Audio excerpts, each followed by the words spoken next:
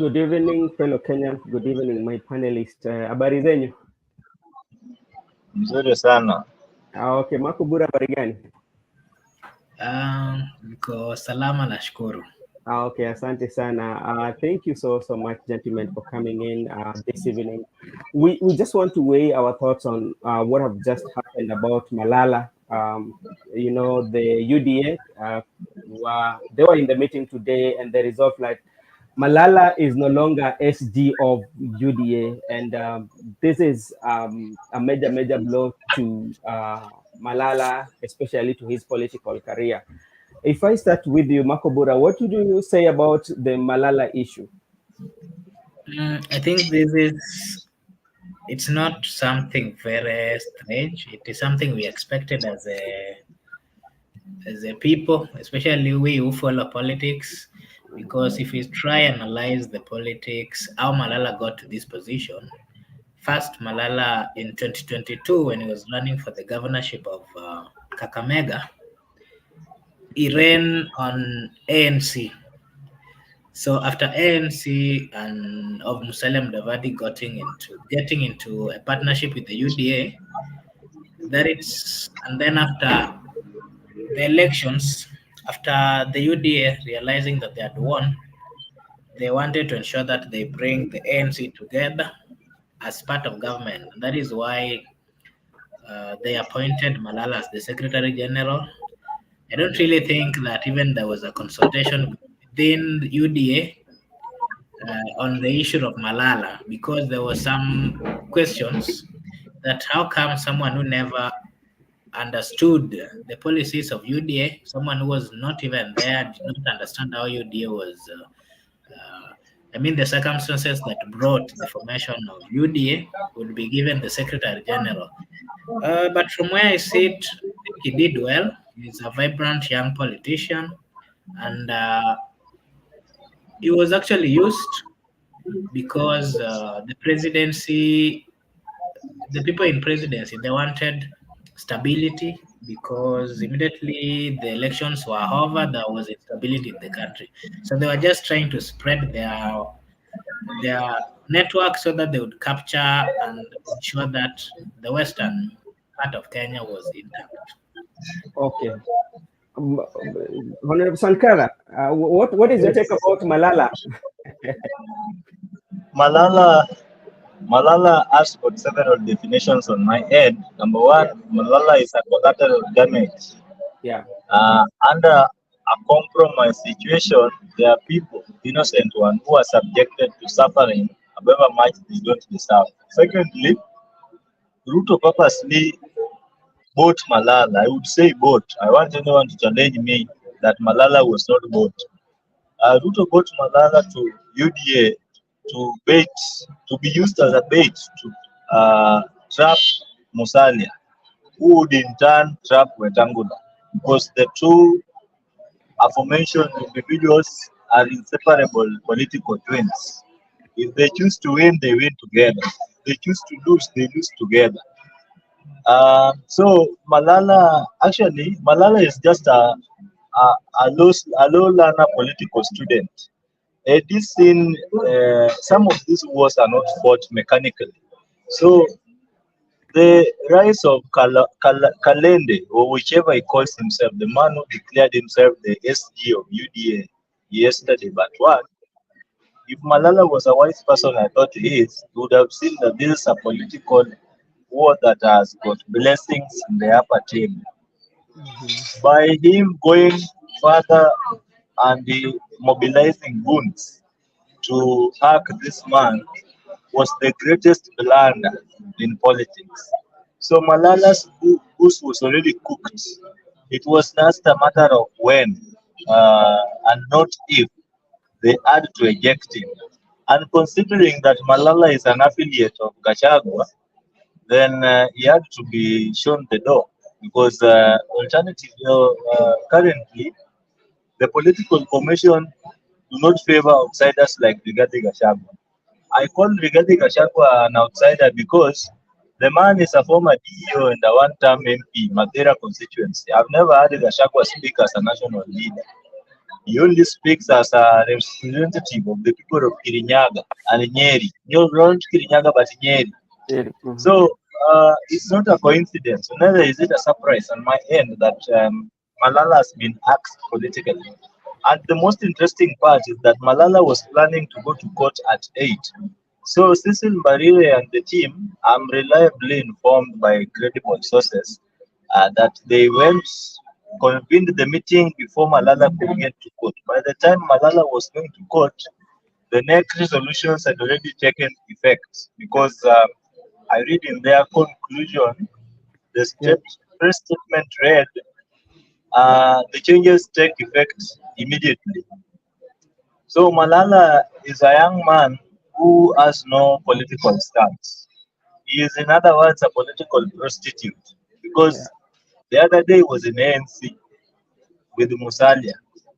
He woke up as a UDA. He was the one used to buy Musalia, and being that the mission was already accomplished. Ruto is the president. He managed to buy Musalia and got another extra package. Yes, brother Wetangula, or bought Wetangula and got Musalia as a reward. Malala stands no significant role to play now that the opposition has also joined the government. And so his political work has been expired. And you know, in politics, they will use you, reuse you, and misuse you. I think that is the current predicament of one CLEOPHAS Malala. And I remember having a conversation with Malala sometime back in 2022. I told him there are two animals in the jungle. There is the turtle, or the tortoise in wherever, and there is the air. So the air will always move faster, but at times it may lose focus. However slow the tortoise is, it will always have aim at meeting its objective of the journey. So you may run faster, but may not accomplish the race. And today marks a significant day in our political conversations when my saying has been confirmed. I'm happy I told Malala to his face, and it's not a rumor. I told him that these people will use you, misuse you, and dump you like a hot potato. I can even remember the place we had the meeting along Gong Road. It's called Gong Racecourse.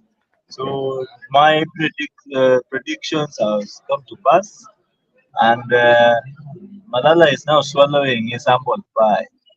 These are his own makings. It is alleged that the man, under the temporary interim SG position, he withdrew irregularly at least 60 million party funds and used them irregularly. That's what made the party to eject him as a signatory. And that was a clear communication that this goose was already cooked. We were just waiting for the celebration. So Malala is a product of his own making. So, let me just ask you, as you weigh on that too, does it mean also we can also bring in the idea of the broad-based government that is being said between the two political parties, that is ODM and UDA, because it's kind of like they want to bring in the people who are very loyal. Remember, this one happened during even Uhuru time when Raila and Uhuru came together. There are people who are ejected from parliamentary leadership, people like Duale, Kindiki, Kehika, and replaced by the loyalists. Is this something that also is taking place? Well, you know, I say that the current political formation is a compromised political formation. And under compromised circumstances, politically, even the innocent find themselves on the receiving end. So it is not a mere or sheer coincidence that Malala is out and the other team are also whining on the other end. It was meant to happen. And by the way, it may look or appear as a surprise, but to me it doesn't surprise me in one or the other. I tend to believe that going forward, we are going to witness a number of casualties ranging from both political divides, because the new political formation would demand ultimate loyalty from its people. Malala, like other wannabe political buccaneers had expressed untenable appetite for power. And in most instances, proximity to power uh, makes those closer to it think that they wield the power. Unfortunately, that's not the case. So, with the new political formation, a lot is expected to happen. And in politics, nothing is impossible. Cannot happen is not a political statement, but we do say when, because don't be surprised to see Kalonzo and Gachagua working together. Where I sit, I am reliably told that they are scheming a political formation that is likely to contest for presidency in 2027. However, with the union between the marriage between the tractor driver or the orange and the wheelbarrow, I see the terrain becoming too steep for Gachagua to climb. Considering his physical appearance, I don't think he can climb a mountain at a speed and a velocity that I foresee being brought to him. So it's more interesting, and it's gonna be more interesting than the word itself in the subsequent days. Okay. Makobura, I want to hear your thought, especially when it comes to the president of taking like very influential young politicians. This happened with the Babu Namwamba, it happened with Rashid Echesa, and now is happening with Malala. And when you look at the two that I've mentioned, Echesa and Malala, and Ababu, you find that their political, especially their political fame in their respective areas has really gone down, is zero rated. Will Malala also face the same? Will he get a point whereby he can regain his political fame the way he used to be? Yes, we've always said that the political parties in the Republic of Kenya are owned by individuals. And the moment you go against the individual or party leaders, of course, you not find it right. They will always push you out of their party. I think the problem that Malala did or made was the first time he started contradicting himself, the first time he started opposing the government when the president nominated ODM party leaders, I would say so. You remember the other day when it was in Kakamega, he clearly spoke in front of people and he said that the president has made a mistake by nominating the deputy party leaders of ODM together with the ODM chairman and the minority. Because according to his statement, he said that these people have been opposing the government and for that reason they have no reason being taken to government. And remember, he's the Secretary General. As a Secretary Let me just cut you short, Makubora, yes, on the claim of somebody or these ODM leaders having opposed the government. I think that is not a substantial excuse politically because, for heaven's sake, we all know Malala was very loud. In fact, if there is someone who has ever confronted William Ruto's incorrigible theft of public funds, then it is Malala. He called William Ruto, whom he served as the party SG, a thief. I think the clips are in the public domain. When he referred to, he used Raila and Ruto as a devil, a lesser devil, and Raila being more of a lesser devil than William Ruto. So the claims of having opposed William Ruto should not be a substantive claim to bar people from joining politics or other political divides, because that also contravenes basic provisions of the Constitution under Article 38, the right to participate, form, champion, and participate in political activities of their choice. And we also know someone like Musalia Mudavadi questioned the rationale of the so-called bottom-up economic scam.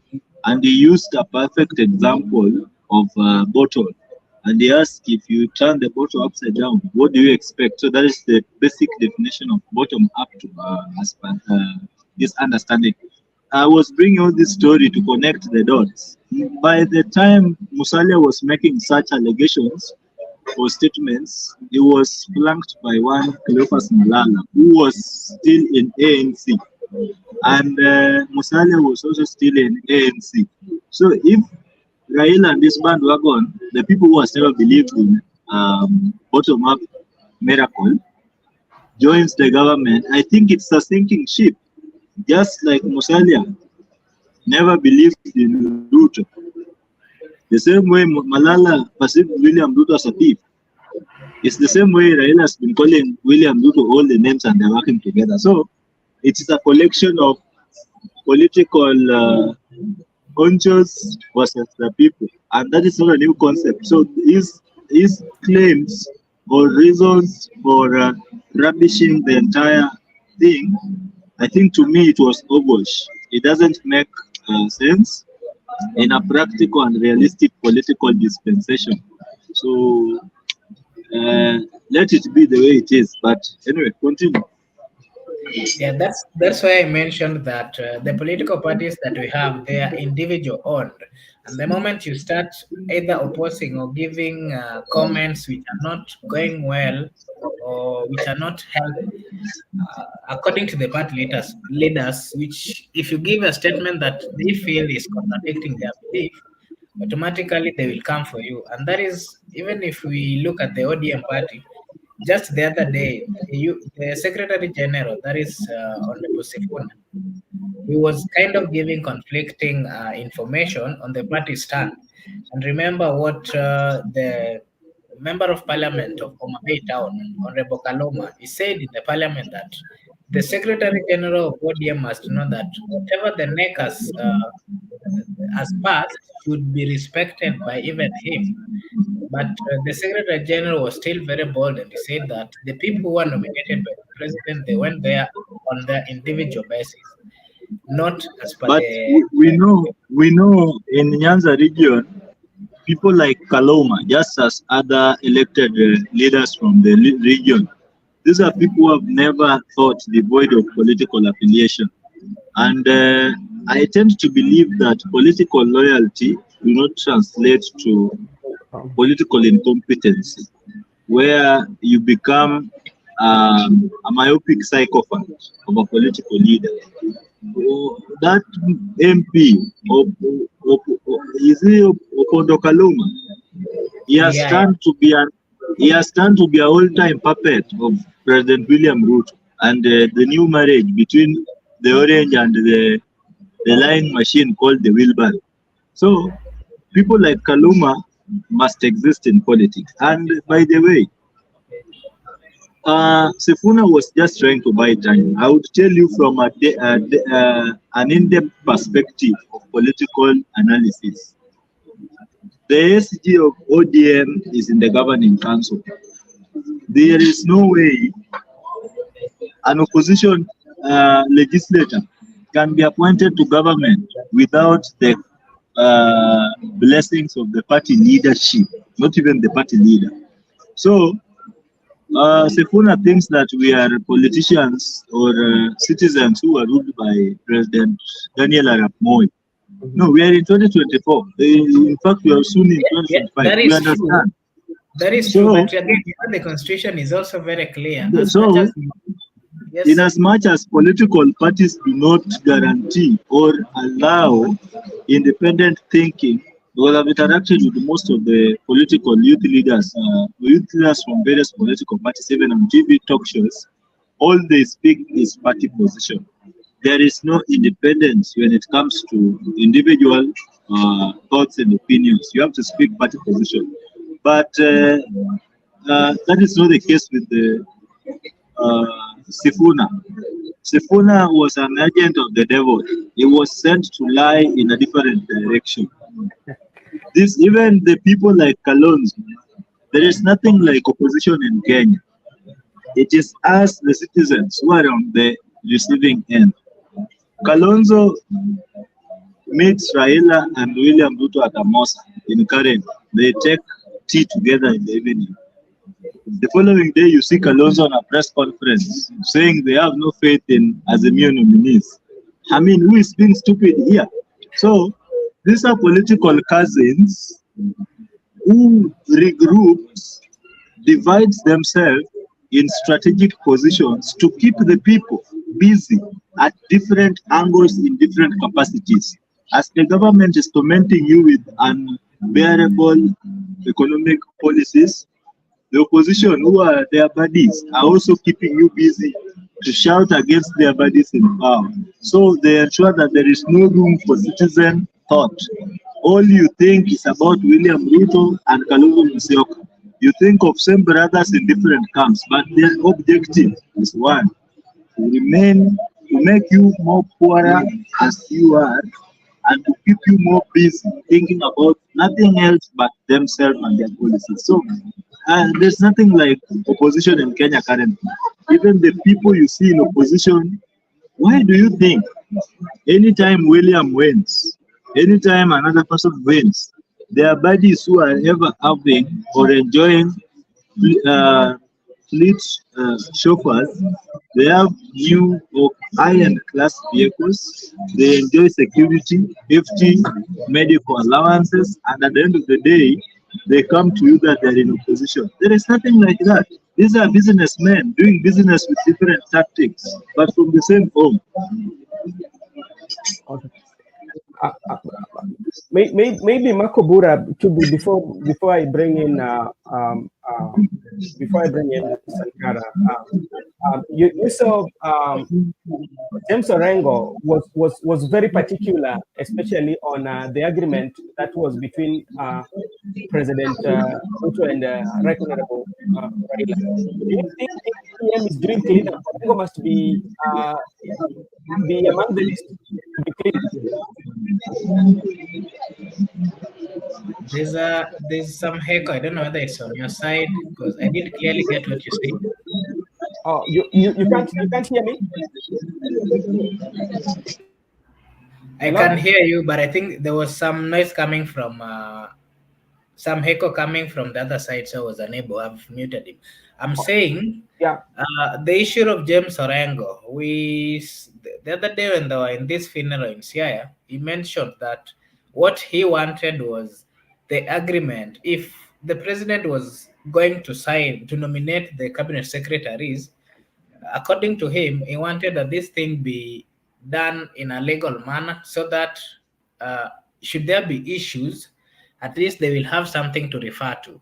Because we had him mention that the president in the grand, he gave an example that in the grand government they agreed that all the nominees that were appointed by the prime minister by then were not supposed to be fired by the president, that was Kibaki.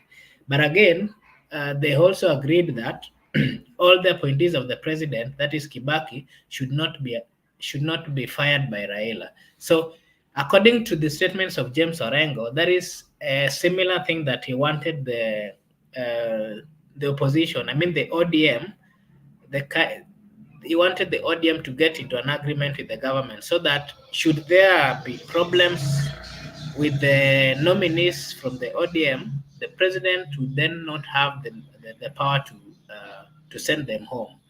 Of which I don't think that was going to work, because if you compare the two scenarios, remember that was a grand coalition of which power was being shared between the two people. But this one, it's different. William Ruto is the bona fide president of the Republic of Kenya, and for that reason, you cannot get into an agreement or try to make some legal frames where you stop him from firing a cabinet that is working under him. So I don't think that was really viable. Okay, Mr. Sankara, let me just ask you, because you remember last week there was the likes of Sifuna, Natembea, Chesa. They were making Western Kenya declaration, and there was the Mulembe County Assembly. They went again and had this declaration of themselves, and this could mean that they were opposing the big pains because Mudavadi is in the government, Wetangula is here, then Oparanya was coming, and they're tending to oppose. Can this one also play a part on his on his part as a SG to be removed from the position? I think let me begin with someone like Echesa. Echesa is literally a functional illiterate who is a thief. I don't think whether there is any declaration that Echesa can make in the interest of the people of Western Kenya. Echesa is a man with tainted character. I would dare someone to take me to court and claim that I have tainted the name of Echesa. Echesa is a thief. So there is no declaration that a thief can make to benefit the majority populace. Number two, I don't know when lawyers became disunited, because at the end of the day, they just united and voted in Raila and William Ruto the other day. So this idea of selfish politicians trying to use their ethnic extractions as a political currency must come to an end. The ideology by Natambea is good. He is in the political emancipation age. However, people like Malala, Barasa, and etc., they cannot ground meaningful change in Western Kenya. I don't. It doesn't need to take me the right of origin to speak on matters Western Kenya, but we are just neighbors in Kisumu. So that declaration is a clear indication of interest or relationship gone sour. You know, Malala and Echesa were the right-hand men of William Ruto in Western Kenya. So when you see Malala trying to shake, I know he's a very greedy politician. Maybe the basket has not been filled to his expectations, but it will not have political impact. But considering that Musalia has been there, you know, Musalia is the longest serving employee of the government. The guy started being a minister when in 1986. To date, today he is serving an constitutional office under the office of the Prime Cabinet Secretary, which is neither here nor there. And there we found President William Ruto for using executive orders to undermine provisions of the Constitution. I think if we take a keen example of the representation of people in Kenya and in one of the most populous countries in the world, that is China. China has got a population of over 1 billion people, but their representation is close to 400.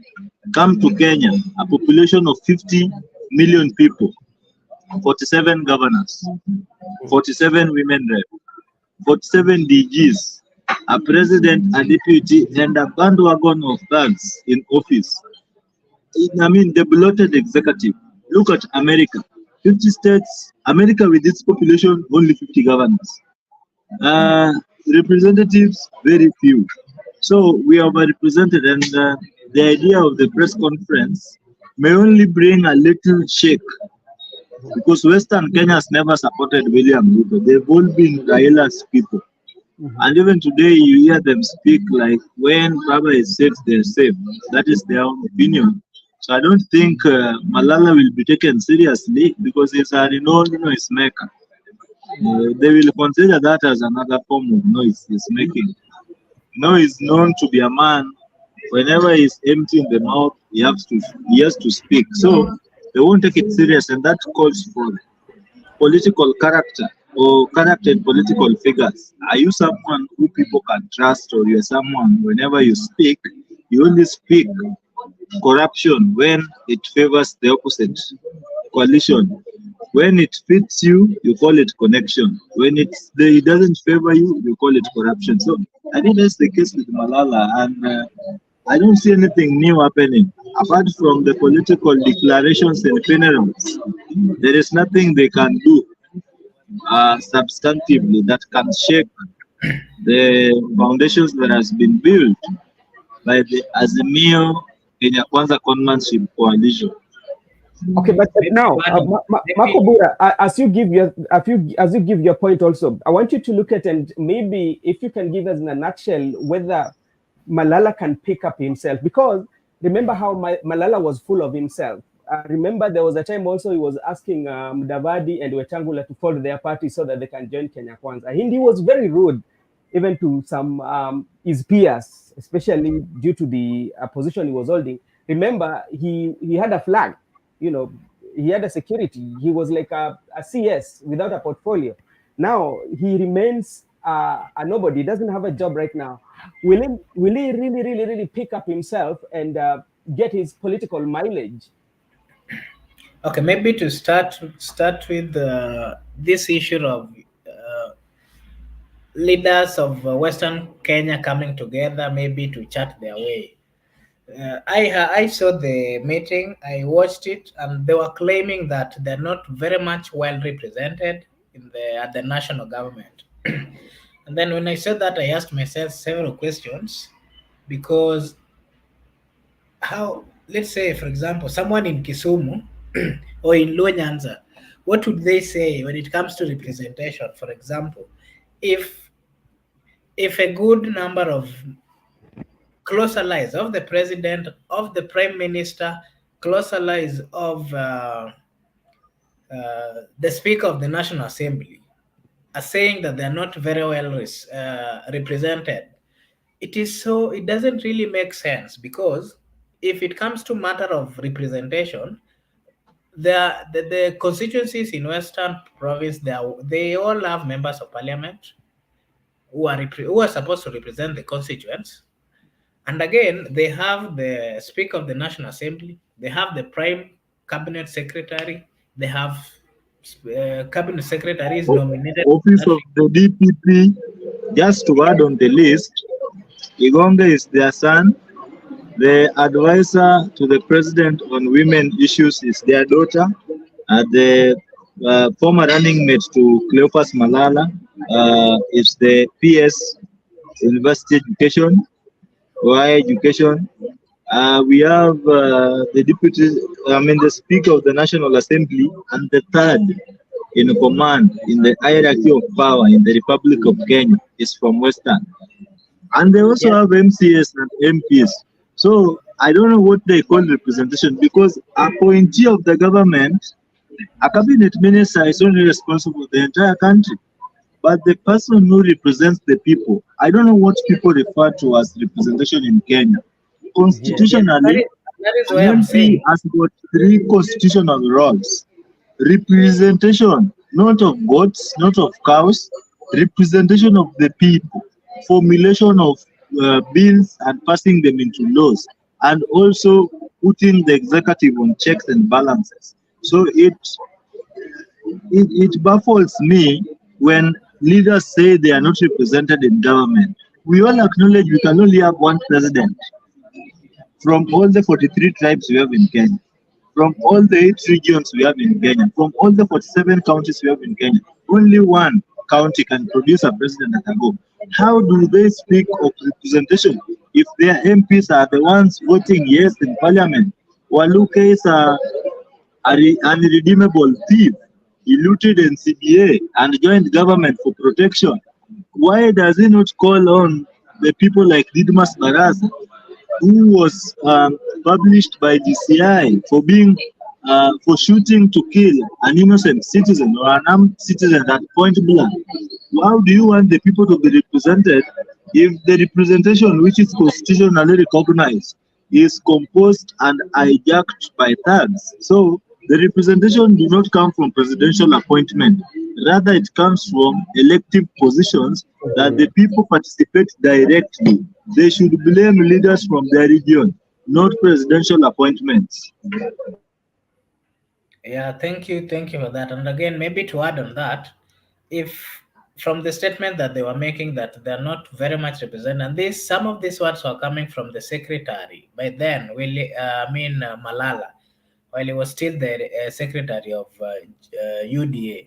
He made a statement that they are not getting the proceeds that they're supposed to get, and that would then lead us to this question: UDA is the ruling party. He was the Secretary General, meaning he was actually being treated as a cabinet secretary. And it is also true that he was sitting in the cabinet. He was sitting in the cabinet meetings to give views, because when the people of Kenya asked what he was doing in the cabinet meetings, they said that he's a representative of the party, the ruling party. So he's attending the meetings to ensure that the policies and the promises of Kenya Kwanza are also implemented. So I think this is hypocrisy that we are seeing within the leadership. Immediately they see that they have failed as leaders, they start now coming up with issues which are not really making sense. They want to hang on the courts, which are, it is wrong for leaders to start. Actually, what they're trying to do is to incite the citizens, because they have failed and the people have seen that they have truly failed. So they're trying to come back to the people to seek some support. And this is why we've been seeing whenever politicians have messed up, they always go back inside their people, and then their people will start saying that you don't want this region, you don't want to empower this region. So this issue of tribalism, this issue of tribal thinking, this issue of political parties coming from different from certain region, and then they call it this is ours. I think these are kind of things we should stop, and this is the reason why the young people have been going to the streets, because they say the issue of tribalism is widening the gaps of poverty in the Republic of Kenya. We saw sometimes back in 2007 2008, the issue of tribalism led us to a place where so many people died. And this is why we are saying, as the youth of the Republic of Kenya, the issue of tribalism must end. It is going to end by if we continue the demonstrations that we are going for. Because failed leaders cannot gang up and then start telling the people that the government is not sorting them. They have everything. If it is a matter of negotiating for employment or work or whatever, they have everything. They're the closest people in the presidency. So they should accept the fact that they have messed as leaders, and that they should allow new people to get into those positions. Okay, thank you very much, Makobura. Sankara, I want you to take us through, because as we speak today, yesterday, a Court of Appeal made a ruling about the Financial Act of 2022-2023, was unconstitutional. And also, the 2024-2025 was also rejected by the public. So I don't know how now we are going to work, whether we are going to work with the Financial Act of 2021-2022 for the administration of Uhuru Kenyatta, or how does it work? Because I don't know how it plays in the public. Unmute.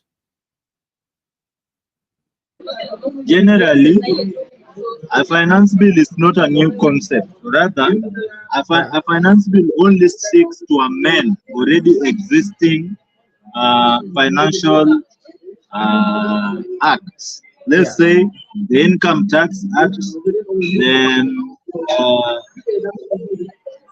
the VAT Act, all these acts. The finance bill only seeks to amend the act. So in places where the finance bill fails, the government is not jeopardized economically. It can still pick up what it picks itself up, because this was just seeking to amend what was already in place by either reductions or additions. It is nothing new under the sun. So the government can still run on the supplementary budget 2021. And this also calls for, because we've seen almost every law that has been proposed by President William Ruto has been rejected as having been null and void, or as having been inconsistent with the Constitution, that's null and void. That calls for the personality of the president. There are a lot of competent and qualified people in Kenya. The problem we have with the president is that he attracts too many incompetent characters, people with questionable backgrounds. So I think maybe for the first time, based on meritocracy, He may find it nice having an AG who is qualified for excellence. Remember, the just appointed AG, ASAP, was first nominated by President Daniel Arap Moi in 1989 to a commission on Golden Bag scandal. She was also nominated by by President Kibaki in 2006, 6 years, no, 1996, 6 years after, during there is a commission here on inquiry that was established, the Gender Commission. Uhuru Kenyatta also nominated to the Commission on Gender and Literacy. Now William Ruto is nominating her to the AG. I think she's the only qualified and competent person in the nominations that have been done. What But about the president has the agriculture? What about the nominee for agriculture docket? Well, Muga is also exuding characters of competency by flowing based on the interview he did in parliament. He portrayed a picture of a very sleepy fella who do not understand simple questions. So I wonder how he will run the ministry. But we hope that he gathers the requisite energy and focus to run that ministry, because it's also embattled by thugs like the former CS Linturi. You know, the problem I have with this appointees, you work for 25 years, your net worth is 250 million. Then you get government job 18 months later, your account is now 2 times what you have worked for. Like, let me use the case of Alice Wahome. Alice Wahome started working with 250 million. In a year, she is now worth twice the original net worth. Look at someone like Kithure Kindiki. He is the only man who does business which generates up to 1 million in a month, in a year. So this points out to implementation of Chapter 6 of the Constitution, leadership and integrity. Do they meet the integrity question? Do they pass the integrity test? Integrity doesn't translate to you being in court or having, like, as long as their integrity questions are placed on you, automatically you lose the card of integrity. So that points out the character of the appointing authority. I don't think they are Kenyans. The problem is with the office. And the woman who was appointed to the AG, however qualified she is the same person who could not classify. Oh, so he's stuck. I don't know whether he will come back. Makobura, I don't know what happened. That begs the question. Yeah. That begs the question on the people the president selects to work with. Everyone is a potential criminal unless proven innocent, because none is clean. Everyone is dirty per se. So I wonder why the president only attracts dirty people. Yet we have 50+ million Kenyans who are very qualified and competent. We are currently deploying political strategies to solve. Oh, what happened to Sankara? Maybe the network. Makobura.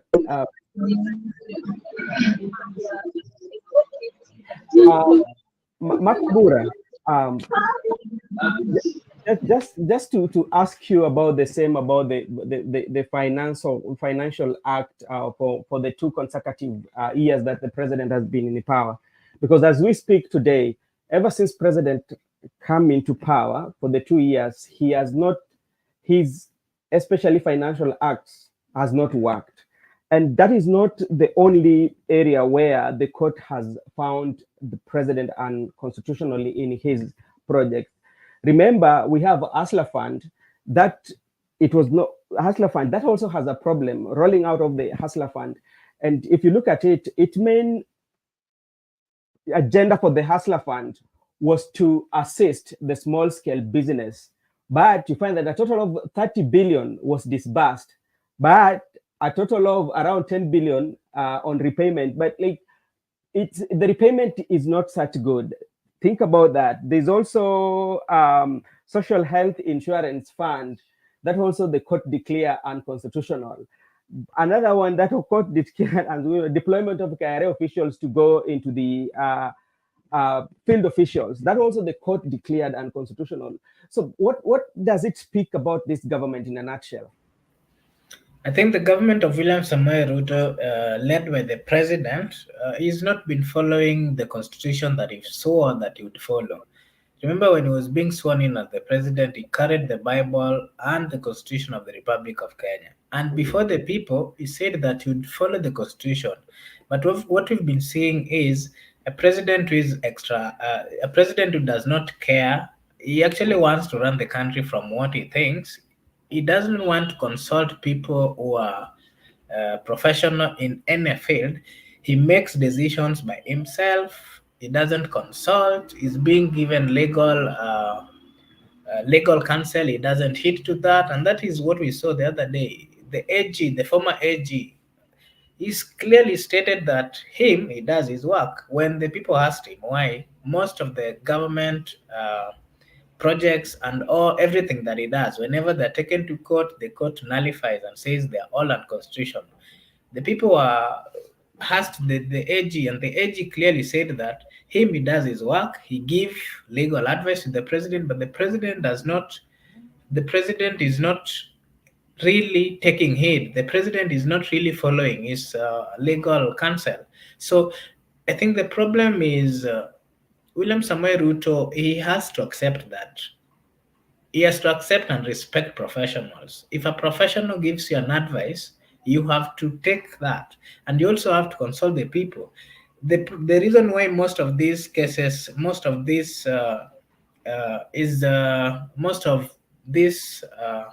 ruling by the court has been rejected is the constitution of Kenya is very clear. Whenever you're making any serious laws in the Republic of Kenya, you have to involve the people.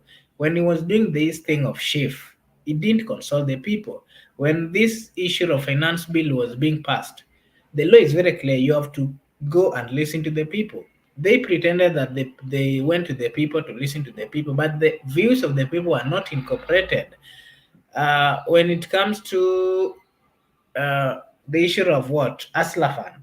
The other day, former CS, Kuria clearly stated that there's a problem with the Hustler Fund, that there's amount there that was, it disappeared.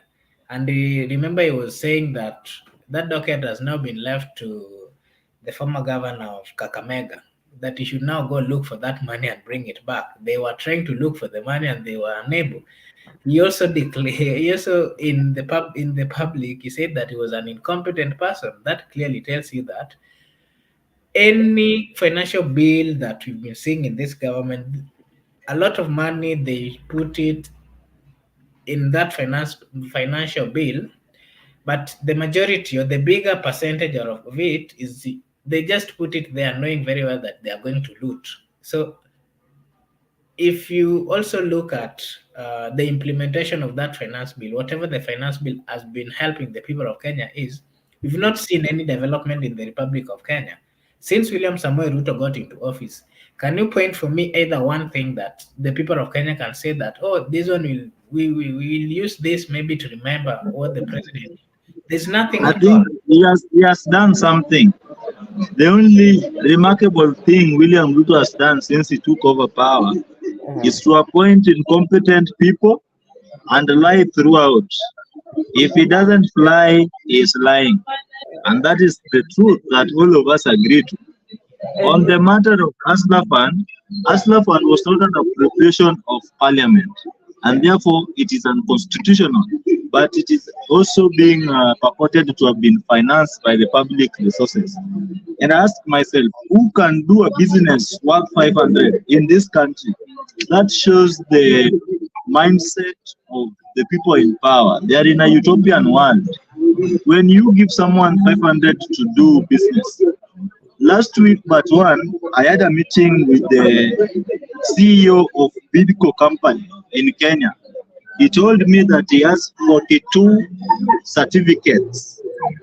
And you wonder what a business that employs people does with 41 or 42 licenses. What is that? So the government is aiming at uplifting economy through tokenism.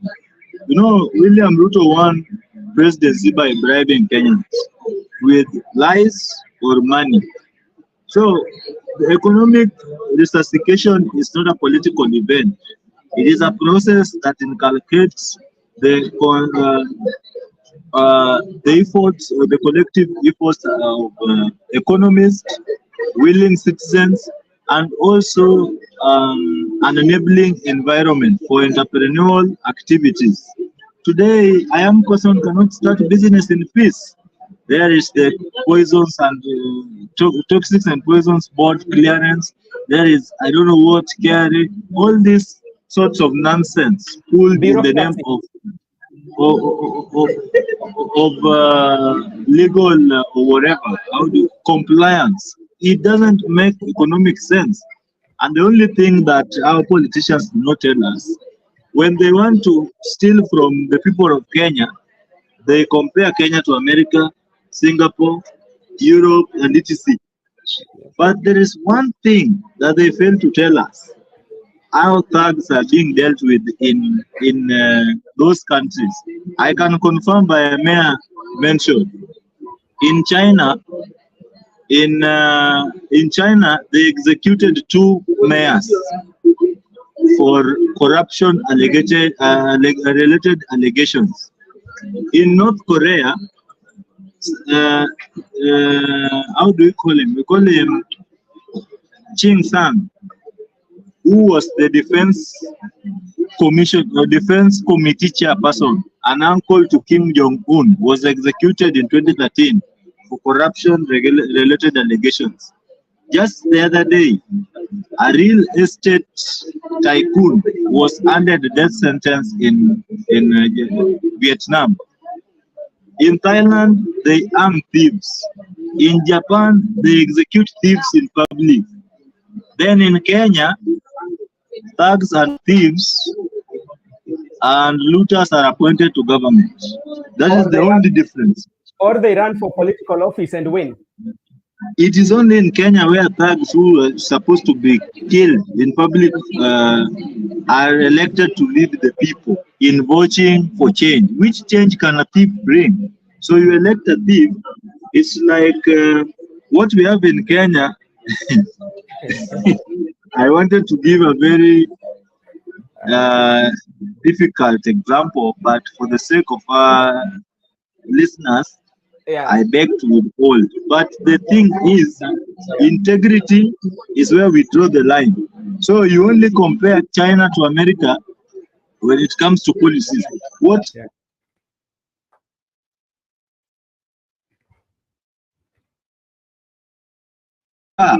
You must tell them that you are able to drive to job at the right time, and then you can bear as witness as one who stays over there.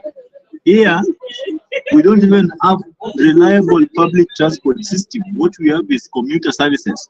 Today, a group of bus operators were threatening to strike or down their tools for 7 days because they claim vehicles owned by the president. Imagine, as the president who is even in the public sector transport, and the vehicles owned by the so-called person are the most pathetic and worst. The vehicles flying Kitengela route are the worst, very dirty, very unroadworthy, and these are the vehicles being owned by the purportedly head of state. So you wonder, today I was meeting a friend who has ventured into public transport system. They have imported electric vehicles, buses, 72 capacity, the equivalent to those ones we see in Europe and in America. Guess what? Cartels deny them an opportunity to operate. Who are these cartels? Vehicles in Kenya, or the matatus are famously, as they are famously called, they are owned by politicians and police bosses. So you understand where our problem is as a country. So even if they say they are going to strike they're going to down their tool for 7 days, it's not going to happen because the majority of the operating vehicles are not theirs. Yes, we have a very funny, when you walk into Nairobi, at times I tell myself that the people in Nairobi should go back home because they're suffering too much in the city. There are lines as if people are voting on a daily basis. We don't have a reliable public transport system. But when Kenyans of goodwill come out to venture into this business to at least solve the crowding crisis in the city, cartels who are proxies of people in power are the ones running these streets. Do you know cartels collect rents from people and they own no big deal? So we are in a criminal state. Kenya is not a country of rule of law. That is what we are meant to believe on papers. But deep down, it's a mafia state being run by a very powerful clique of cartels. People even compel the president to behave in a manner they want them to behave. How do you entertain such when you have the power of the sword and the power of the gun with you? So that tells you the person in power may be an accomplice or accomplice of the same. Okay. My gentlemen, thank you so much for taking your time to be here with me. And we are organizing, I don't know whether Makobura will be having a show tonight or what's happening, Makobura, on your side? Okay. We are formulating. Hopefully, we'll give. If suppose we are having, we'll let the viewers know. Okay. Yeah. Okay, Mr. Sankara, thank you so much for coming in, and we really, really appreciate for your contribution. We will always call you when we feel to discuss the issues of our country. To our viewers, thank you so much for being here with us. If you are here for the very first time, just share, like, and join us through subscription, and may God bless you. I'll see you next time. See you. Have a good evening.